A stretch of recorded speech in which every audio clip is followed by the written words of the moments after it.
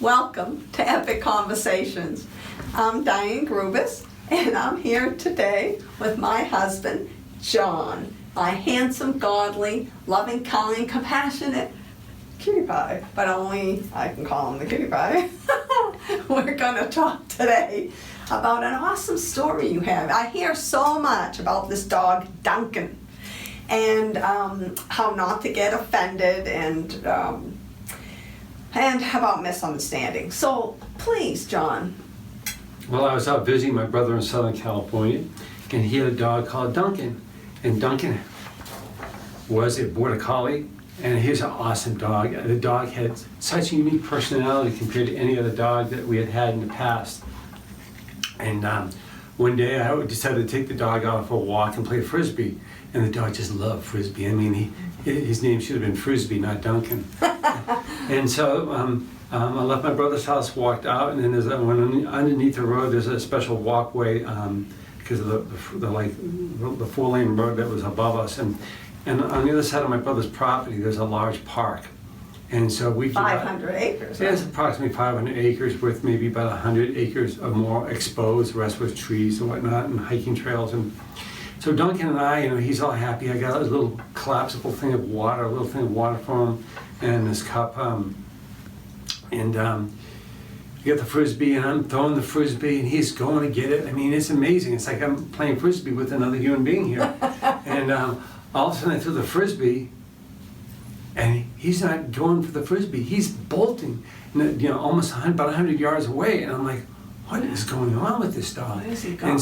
And so I realize I'm looking, and I can see what appears to be a bus with a bunch of little kids just getting off the bus, and something associated with like that. And so I'm running to get the dog because the whole perimeter of the park has got a galvanized chain link fence, and Duncan's running down there, and then I see what appears to be two small kids close to the road, and Duncan is in between the road and the kids. And as I'm running, and it looks like Duncan is a herding dog. He likes not to hurt, but herding like a sheepdog.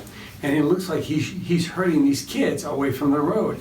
As I'm running, there's these two teachers. They were. But wait a minute, wasn't he barking? Or? He's barking, growling. You could hear him.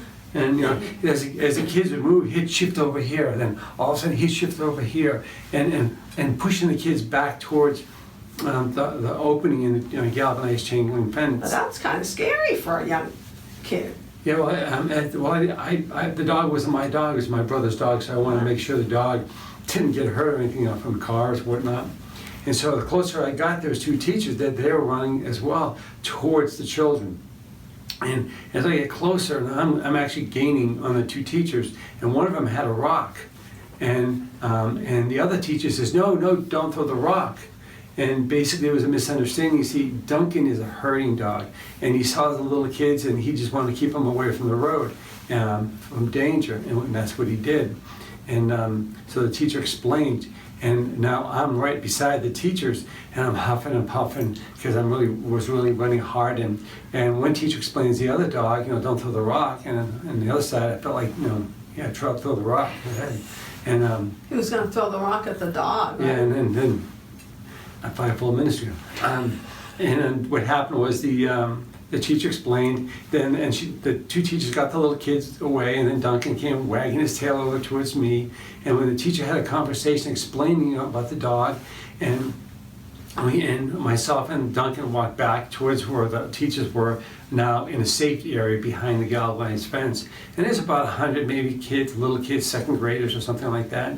And so all the kids wanted to hug Duncan. And so Duncan, being like a little ham, he just absorbs it. The kids are going around and going, and like patting him and like, good boy. Oh, good boy. And so it was a misunderstanding between the teachers that thought the dog was trying to hurt the children, but the dog was trying to help the children.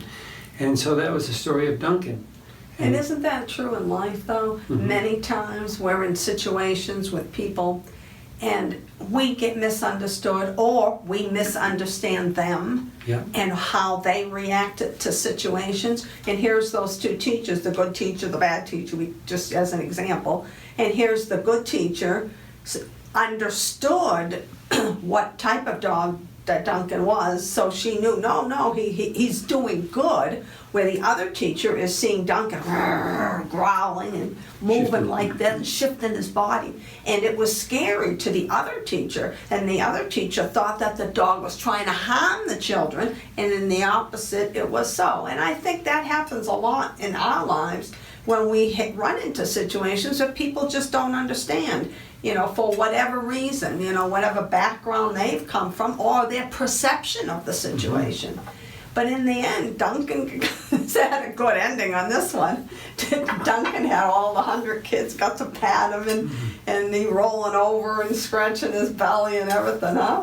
And that was just awesome. So we need to also learn not to get offended at the people, because you can't get offended at the bad teacher because she didn't understand. Wouldn't you say that would be true? Yes. And I'm looking forward to getting a Duncan myself. Oh, I hear a possibility here about wanting a Duncan dog. Okay. Well, thank you, John, for sharing. Did you have anything else you wanted to say? Nope. When I'm thinking about the good and the bad, I'm thinking of Clint Eastwood in the movie, the good and the bad. And the ugly, right? Thank you for sharing. I appreciate that. And thank you for joining us. We look forward to next time. And in the meantime, have an epic day in the Lord.